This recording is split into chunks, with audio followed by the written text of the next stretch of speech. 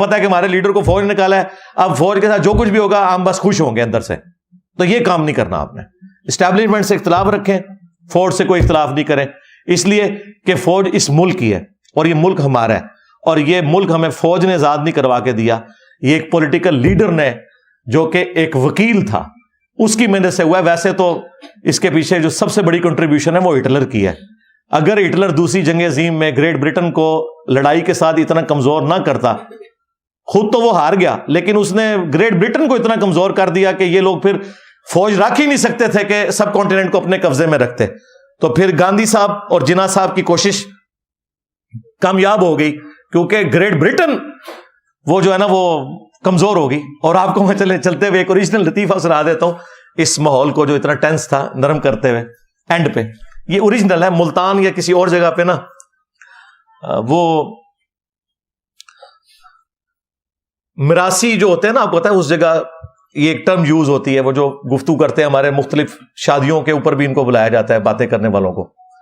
تو مراسیوں کو نا اس وقت کی جو گریٹ برٹن کی گورنمنٹ تھی نا, انڈیا پاکستان مشترکہ تھا, دوسری جنگ عظیم جاری تھی, تو یہ لوگ یہاں سے فوجی بھرتی کر رہے تھے.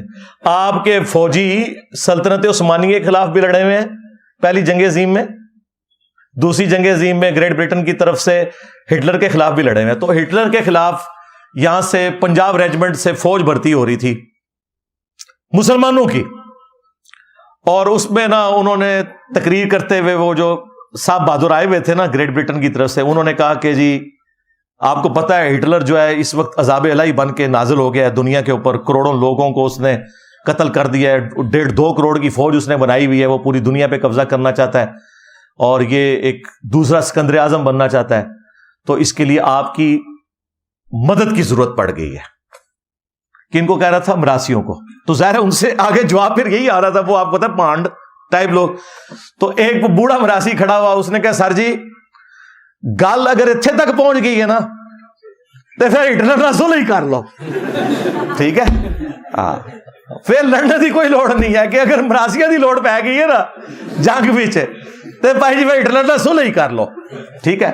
بال ہٹلر تو مارا گیا لیکن ان کا اتنا کباڑا وہ کر گیا کہ یہ پھر اتنے ملکوں کو سنبھال ہی نہیں سکتے تھے, فوج کمزور ہوگی پھر یہاں پہ بھی. تو الحمدللہ یہ وہ چیز ہے جو اللہ تعالیٰ نے سورہ حج میں, سورہ بقرہ میں, کئی سورتوں میں کہا ہے کہ اللہ تعالیٰ اگر بعض کو بعض سے نہ ٹکرواتا تو کوئی خانقاہ, کوئی گرجا, کوئی کلیسا, کوئی مسجد سلامت نہ رہتے.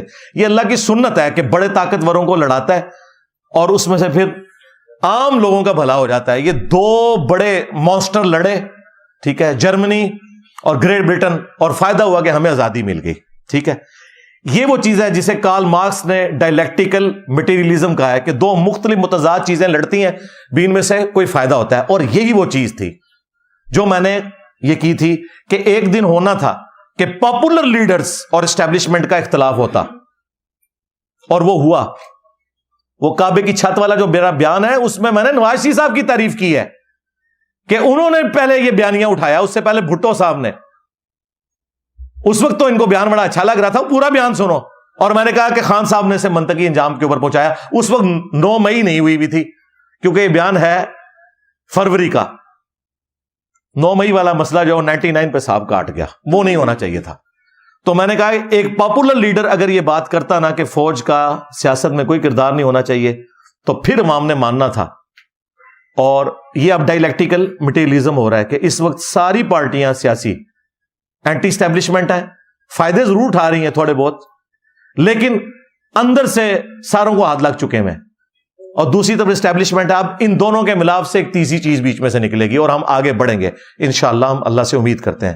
اللہم ربنا آتنا فی الدنیا حسنہ وفی الآخرۃ حسنۃ وقنا عذاب النار. اللہم احسن عاقبتنا فی الامور کلھا واجرنا من خزی الدنیا وعذاب الآخرہ. ربنا آتنا من لدنک رحمہ وہیئ لنا من امرنا رشدا. صلوا علی محمد وآل محمد. اللہم صلی علی محمد وعلی آل محمد واصحاب محمد وازواج محمد وامت محمد اجمعین الی یوم الدین. آمین.